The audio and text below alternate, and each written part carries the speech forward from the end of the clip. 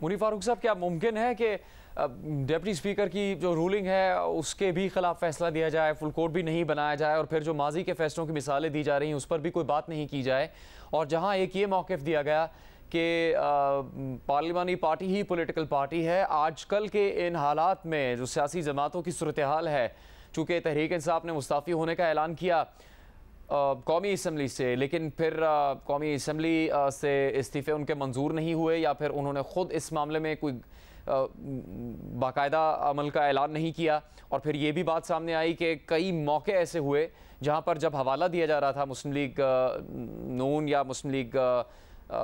काफ या फिर पाकिस्तान तहरीक इंसाफ के पार्लियामेंटेरियंस का, तो जहाँ तहरीक इंसाफ के पार्लियामेंटेरियंस का जिक्र आया तो वहाँ शाह महमूद कुरैशी साहब के नाम के साथ MNA लिखा गया।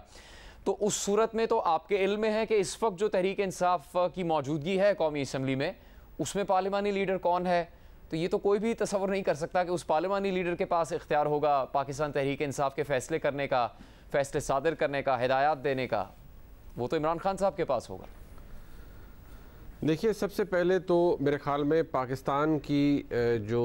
अदालती तारीख़ है आज, उसमें एक बहुत अहम दिन है, लेकिन बहुत एहतराम के साथ मैं समझता हूँ कि वो एक बड़ा ही खुदा न खास्ता एक स्याह दिन होगा अगर पाकिस्तान की आला अदलिया ख़ास तौर पर जनाब चीफ जस्टिस साहब की सदारत में एक बेंच केस की समाअत कर रहा हो और एक पार्टी उसका बॉयकॉट करे, ये कहते हुए कि जी हमें आप पर नो कॉन्फिडेंस है, हमें आप पर एतमाद नहीं है या आपके फ़ैसले पर एतमाद नहीं है। तो ये पाकिस्तान की सियासी तारीख़, पाकिस्तान के अदालती तारीख़ में ये रकम हो जाएगा। उसके बाद फ़ैसला जो भी आए, जनाब परवेज़ इलाही साहब वज़ीर आला बन जाएँ, डिप्टी स्पीकर की रूलिंग ओवरटर्न हो जाए, माजी के फ़ैसलों पर भी कुछ ना बोला जाए और कुछ भी ना हो जाए, लेकिन ये एक धब्बा होगा पाकिस्तान की अदालती तारीख़ के ऊपर। और अदालतें जो कॉमन प्रैक्टिस है, जिसका मैंने मुतअद्दिद दफ़ा जिक्र किया कि कोई भी जज, अब ख़ास तौर पर हाई कोर्ट के लेवल के ऊपर, सुप्रीम कोर्ट के लेवल के, जब कोई आकर एक पार्टी उन पर अदम एतमाद करती है, व्हेन दे हैव रीजंस, और वो रीज़न सब्सटैंशिएट भी करते हैं, वो बताते भी हैं, और यहाँ तो एक आइनी मसला है, उसकी तशरीह का मामला है, तो जब ऐसी किसी सूरत हाल में मोअज़्ज़ज़ जज साहब ख़ुद को रिक्यूज़ नहीं करते, या जो डिमांड है या जो मुतालबा किया जा रहा है कि जनाब हम फैसला मानेंगे लेकिन आप फुल कोर्ट बनाएं, पूरे कोर्ट के जो जुडिशल एक्यूमेन है वो सामने आना चाहिए। अगर ऐसा नहीं किया जाता तो बदकिस्मती से ये एक बहुत बड़ा धब्बा होगा जो कि रहेगा पाकिस्तान की अदालती तारीख़ के ऊपर, पाकिस्तान की अदलिया की तारीख़ के ऊपर। अब रह गई बात ये कि ठीक है, ये बाइकआउट कर देते हैं और एक्स पार्टी डिसीजन हो जाता है और सुप्रीम कोर्ट होल्ड करती है कि जी ये डिप्टी स्पीकर की रूलिंग जो है ये आइन के मुताबिक नहीं है और ये ना ही दुरुस्त इंटरप्रिटेशन है आर्टिकल 63 के उस फैसले की जो कि सुप्रीम कोर्ट ने दिया है, जिसके खिलाफ रिव्यू पेंडिंग है। चले रिव्यू भी आप नहीं सुनते, लेकिन वो अपील तो सुननी पड़ेगी, वो दबाव बढ़ेगा, जोर पकड़ेगा कि जनाब वो जो इलेक्शन कमीशन ने गलत फैसला फिर दिया हुआ है, आपके इस फैसले को नज़ीर बनाते हुए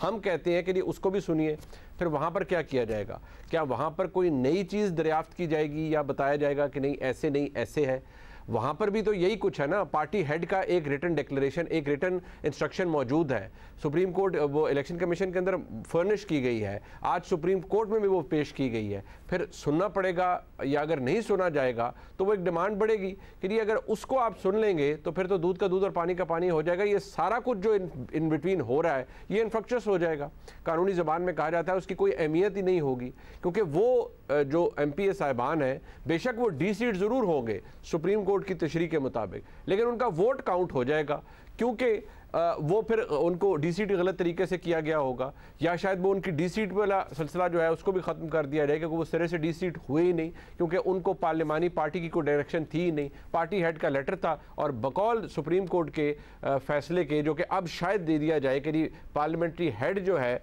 पार्टी का उसका हुक्म चलता है और पार्टी हेड का नहीं चलता, तो वहाँ तो पार्लियामेंट्री पार्टी की कोई डायरेक्शन नहीं थी। ये आर्गूमेंट रेज़ किया था PMLN ने, ECP ने रिजेक्ट कर दिया। फिर उसको जब सुना जाएगा,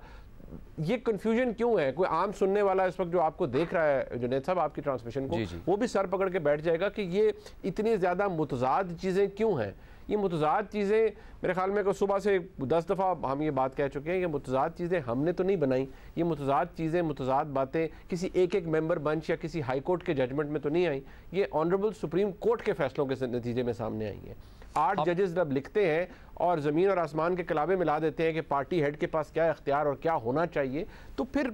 उस पर अमल भी किया जाना चाहिए। आज जब मोअज़्ज़ज़ 3 जज साहिबान तशरीफ़ रखते हैं तो उनको उस 8 रुकनी बेंच का फैसला जो है उसकी कोई अहमियत देखनी चाहिए, सामने रखनी चाहिए कि जिसमें लिखा हुआ है कि पार्टी हेड के पास क्या इख्तियार है, ना सिर्फ पार्लियामेंट के अंदर, पार्लियामेंट के बाहर उसकी डायरेक्शन फॉलो की जाती है।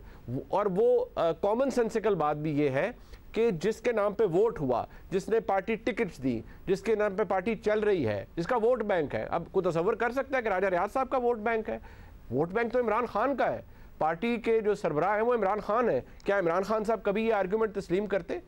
नहीं। आज क्योंकि is on the other side of the table, इसलिए वो कह रहे हैं पार्टी हेड का तो कोई इख्तियार ही नहीं है। एक सेकंड के लिए क्या इमरान खान साहब खुद को ऐसा टूथलेस पार्टी हेड तस्लीम करना कबूल करेंगे? कोई भी नहीं करेगा, क्योंकि वोट बैंक पार्टी हेड का है, वो करता धरता है पार्टी का। और अदालत ने खुद अपने फैसले में लिखा हुआ है,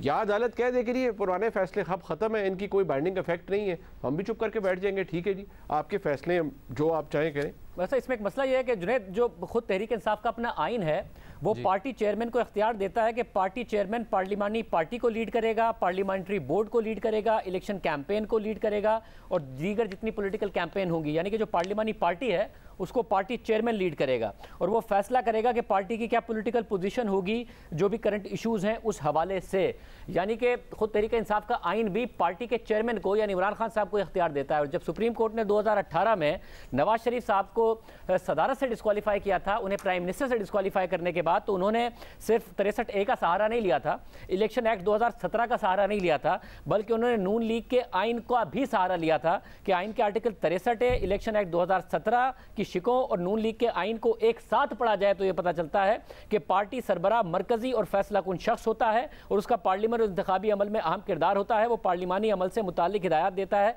और इस पर असरअंदाज होता है। इस फैसले के नतीजे में 2018 में जो टिकट्स इशू किए थे नवाज शरीफ साहब ने सेनेट की सीटों के लिए नून लीग के, आपको याद होगा कि वो फारिग हो गए थे और उन्हें फिर आज़ाद हैसियत में, जहाँ तक मुझे याद पड़ रहा है, कि इलेक्शन लड़ना पड़ा था। तो यहाँ पर अदालत ने नून लीग के आइन का सहारा लिया था। तहरीक इंसाफ का तो अपना आइन जो है वो किसी पार्लिमानी सरबराह को नहीं देता है इख्तियार, बल्कि तहरीक इंसाफ के चेयरमैन यानी इमरान खान साहब को इख्तियार देता है कि पार्लिमानी पार्टी को लीड पार्टी का चेयरमैन करेगा। तो मैं फिर कह रहा हूं कि ज़ाहिर पार्लिमानी पार्टी की एक अहमियत होनी चाहिए पार्लियामेंट्री जमहूरियत में, मगर खुद अदालती फैसले ने जो नज़ीर कायम कर दी है उससे उन्होंने पार्लिमानी पार्टी को तो फारिगी कर दिया है, इख्तियार पार्टी के हेड को दे दिया है, पार्टी की सेंटिटी बताई है, पैराग्राफ्स पे पैराग्राफ्स लिखे हुए हैं कि पार्टी कितनी अहम होती है, पार्टी के नाम पर वोट मिलता है, इंडिविजुअल के ऊपर पार्टी डोमिनेट करती है, पार्टी की राय डोमिनेट करती है और जो पार्टी का सरबराह है उसके पास इतने सारे इख्तियारात होते हैं, जो कि नवाज शरीफ साहब को पार्टी हेड से डिस्क्वालीफाई करते हुए बताया, जिसमें उन्होंने खुद ने लिखा कि वो पार्लिमानी अमल से मुताल्लिक हिदायत देता है और इस पर असरअंदाज होता है।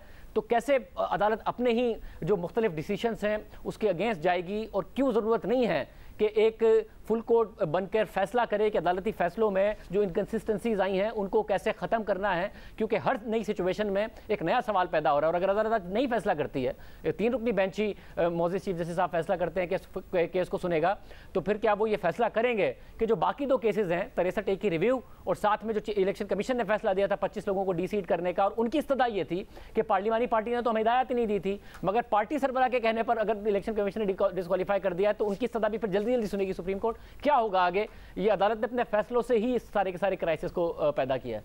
हामिद मीर साहब, जो एडवोकेट मंसूर उस्मान अवान है, जी सर, जी आप बात कीजिएगा। मैं एक सवाल भी आपसे पूछना चाहता हूं, आपकी खिदमत में पेश करना चाहता हूं कि एडवोकेट मंसूर उस्मान अवान ने एक मौके पर इस बात को इस्टेब्लिश करने की कोशिश भी की थी कि इमरान खान साहब ने ही हुक्म दिया था इससे पहले जो पंजाब असम्बली के अरकान हैं कि उन्होंने किस तरह वोट देना है, फिर उनको जो 25 अरकान डीसीट किए गए उस मामले पर फिर उन्होंने शायद कोई दस्तावेज़ भी वहाँ पेश की इमरान खान साहब के हुक्म के हवाले से, जो कि पार्टी सरबराह की हैसियत से उनकी जमात के अरकान के लिए था। हामिद मीर साहब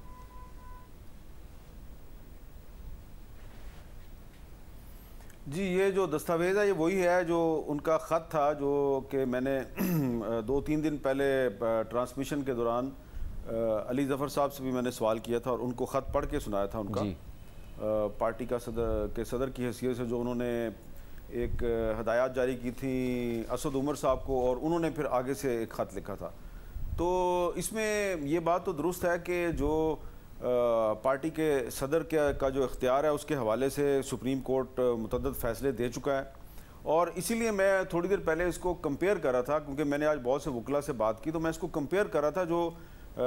आइन के आर्टिकल 184 की सब क्लास 3 के तहत जो चीफ जस्टिस ऑफ पाकिस्तान के डिस्क्रिशनरी इख्तियारात हैं, तो उस पर भी जो चीफ जस्टिस ऑफ पाकिस्तान के जो 17 जज हैं उनकी राय एक नहीं है। और ख़ुद उमर अता बंदयाल साहब जब पिछले साल अभी एक्टिंग चीफ जस्टिस थे, तो एक केस हुआ था जिसमें काजी फायद ईसा साहब जो हैं उन्होंने 100 मोटो एक्शन लिया था। सहाफ़ियों पर हमले किए जा रहे थे और उनको अगवा किया जा रहा था। तो कुछ सहाफ़ी जो हैं उन्होंने जस्टिस काजी फायद ईसा की अदालत में दरख्वास्त दी, तो उस पर उन्होंने उसकी हेयरिंग शुरू कर ली, उन्होंने नोटिस जारी कर दिए। तो उस पर यही जो 3 मेंबर बेंच है जो आज हेयरिंग कर रहा है केस की, तो इस 3 मेंबर बेंच ने जो है वो काजी फायद ईसा साहब का जो नोटिस था उसको कैंसिल कर दिया और फिर इसकी 2-3 समातें हुई और कहा जी कि जिसने भी आना है वो हमारे पास आए। और उस केस में जो फैसला लिखा था जस्टिस उमर अता बंदयाल ने, उसमें उन्होंने वाज़े तौर पे कहा कि ये आर्टिकल 184 की सब क्लास 3 के तहत ये चीफ जस्टिस ऑफ पाकिस्तान का डिस्क्रिशनरी इख्तियार है। लेकिन इस पर काजी फायद ईसा साहब और जस्टिस याहिया अफरीदी साहब और कुछ और जज जो हैं उनकी राय बिल्कुल मुख्तलिफ है। तो जब चीफ जस्टिस ऑफ पाकिस्तान जो हैं वो खुद एक फ़ैसले में ये मुस्तरद कर चुके हैं कि मेरे साथी जज जो हैं उनके पास कोई डिस्क्रिशनरी पावर नहीं है सू मोटो एक्शन लेने की, तो ये बज़ाहिर एक सियासी जमात का मामला और सुप्रीम कोर्ट के 17 जजेस का मामला बिल्कुल 2 डिफरेंट चीज़ें हैं। लेकिन मैं आपको कह ये रहा हूँ एक क्योंकि बहस जो है वो आज कानूनी हलकों में हुई है, तो मैं आपको कहना ये चाह रहा हूँ कि अगर जो सुप्रीम कोर्ट ऑफ पाकिस्तान के चीफ जस्टिस साहब हैं वो खुद अगर अपने डिस्क्रिशनरी इख्तियारात का दफा करते हैं, तो वो किसी पार्टी के प्रेसिडेंट से उसके डिस्क्रिशनरी जो सवाबदीदी इख्तियारात हैं वो कैसे वापस ले सकते हैं, जबकि उसके हक में इसी सुप्रीम कोर्ट के 2 या 3 फैसले भी मौजूद हैं। तो ये एक नई बहस शुरू हो जाएगी अगर आज फुल कोर्ट ना बनाने का फैसला होता है और ये केस जो है इसके मेरिट्स पे गुफ्तगू दोबारा शुरू हो जाती है।